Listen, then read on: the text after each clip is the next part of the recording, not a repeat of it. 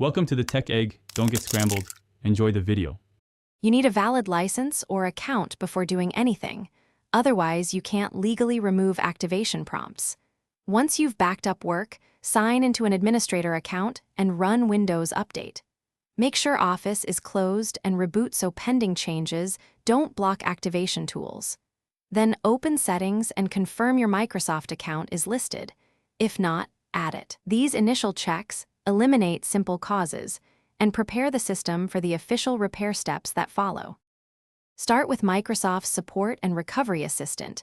It automates detection and often fixes activation loops.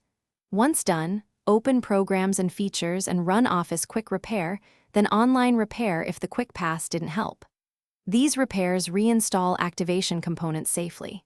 After repairs finish, open an Office app and go to Account to confirm activation state. If prompted, sign in with your Microsoft account or re-enter the 25-character product key. This sequence targets corrupted activation files and mismatched credentials.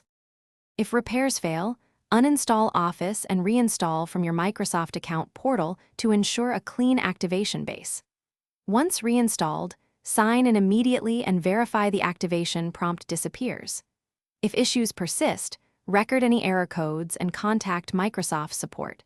Provide proof of purchase and device details so they can reset your license association. One key troubleshooting tip: avoid third-party activation tools. They create more problems and may be illegal. Instead, rely on official channels to resolve stubborn activation wizards. Thanks for watching. Consider subscribing if I helped unscramble your problems.